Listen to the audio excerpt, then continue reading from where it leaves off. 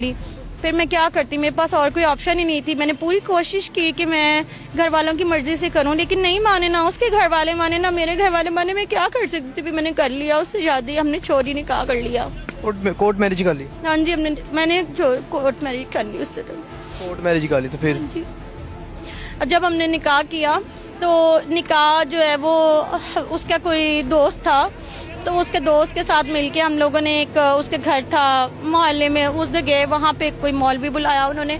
اس کے جو دوست تھے جبران کے, یہ بھی آئے اور ہم لوگوں نے مل کے نکاح کر لیا. اب ظاہر ہے کہ میں نکاح کر کے کچھ دن تو اپنے گھر میں رہی, یہ بات چھپ گئی کچھ دن کے لیے, لیکن میرے گھر والوں کو آفٹر آل یہ بات میں نے امی کو پتہ لگ گئی کسی نہ کسی طریقے سے. میں بات کر رہی تھی رات کو جبران سے, تو میری سسٹر رات کو پانی پینے کے لیے اٹھی, تو اس نے مجھے جبران سے بات کرتے ہوئے سن لیا اور اس کو پتہ لگ گیا کہ یہ ہم نے کر لیا نکاح. تو اس نے امی کو بتا دیا, تو امی نے مجھے بہت مارا. امی کہتی ہیں کہ تم طلاق لو اس سے. میں نے کہا میں نہیں لے سکتی, وہ کچھ کھا کے مر جائے گا.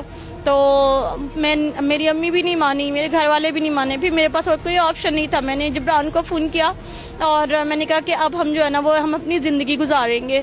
پھر ہم لوگوں نے مجھے لے جاؤ تم, جی مجھے مطلب یہاں سے لے جاؤ اگر تم چاہتے, ورنہ پھر ڈائیورس لینی پڑے گی. اس نے کہا کہ نہیں میں ڈائیورس نہیں دوں گا. پھر ہم نے اپنی ایک باقاعدہ زندگی سٹارٹ کرنے کا فیصلہ کیا. اس نے ایک گھر کرائے پہ لیا اور وہاں پھر ہم لوگ جو ہے نا ہم نے سوچا کہ ہم موو کریں گے. پھر وہاں پہ ہم نے موو کیا. یہاں پہ جب ہم نے موو کیا, اب ظاہر ہے ہم ہسبینڈ وائف ہیں, اب ہماری پرسنل لائف سٹارٹ ہو گئی ہے, تو اب ہمارے پاس وہاں پہ کچھ بھی نہیں تھا. پورا دن تو خیر ہمارا گزر گیا وہاں پہ ارینجمنٹس وغیرہ کرنے میں. جب رات ہوئی تو میرے ہسبینڈ ہیں, ظاہر ہے اب میرا ان سے نکاح ہو گیا, تو ہمارے شرعی حقوق وغیرہ بھی ہیں.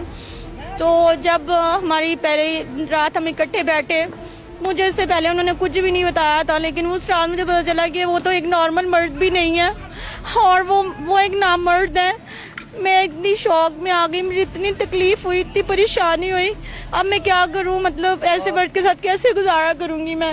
تو آپ کو پتہ نہیں چلا اتنا ٹائم آپ نے ان کے ساتھ اسپینڈ کیا ہے کہ باتوں سے فیل ہو جاتا ہے انسان کے یہ کس کیٹیگری کا ہے, انسان کا پتہ چل جاتا ہے. دیکھیں وہ دیکھنے میں ماشاءاللہ بہت خوبصورت گبرو جوان تھا, اس کا ہائٹ بہت اونچی تھی, خوبصورت تھا, ڈیشنگ تھا. اور وہ اکثر جب ہماری چیٹ ہوتی تھی تو وہ کہتا تھا کہ چلو کہیں ملتے ہیں, کہیں ایک دن اکٹھے گزارتے ہیں. مطلب اشاروں میں وہ کہتا تھا کہ ہم سیپریٹ ملتے ہیں, لیکن میں ایسی لڑکی نہیں ہوں, میں شریف لڑکی تھی. تو میں نے ان چیزوں کو اگنور کیا. میں نے یہ کہا کہ نہیں, جب تک نکاح نہیں ہوگا ہم اکیلے میں نہیں ملیں گے. اور یہی میں نے سب سے بڑی غلطی کی, کیونکہ مجھے نہیں پتا تھا, شاید اگر مجھے پتا چل جاتا تو میں شاید اتنا بڑا قدم ہی نہیں اٹھاتی. نام مرد تھا اور خواجہ سرار ٹائپ جی آپ کہہ سکتی ہیں. جی وہ خواجہ سرار تھا, وہ دیکھنے میں بالکل ایک نارمل مرد جیسا دکھتا تھا, لیکن وہ نارمل مرد نہیں تھا. میں اس کی وائف تھی, ظاہر ہے. پھر آپ کیسے بسر کیا آپ نے اس کے ساتھ زندگی؟ میں کیسے زندگی, آپ مجھے بتائیں کیسے, جو مرد ہی نہیں ہے میں اس کے ساتھ کیسے زندگی گزاروں گی.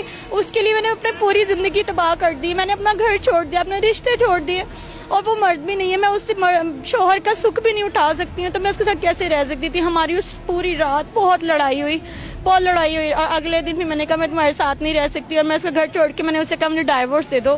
ورنہ اب پہلے تو تم دھمکیاں دیتے تھے کہ تم کچھ کھا کے مر جاؤ گے, اب میں کچھ کھا کے مر جاؤں گی. جب اس نے مجھے دیکھا کہ میں بہت شدید تلی ہوئی ہوں, ایون کہ میں نے چھری سے کوشش بھی کی, اور میں نے کہا میں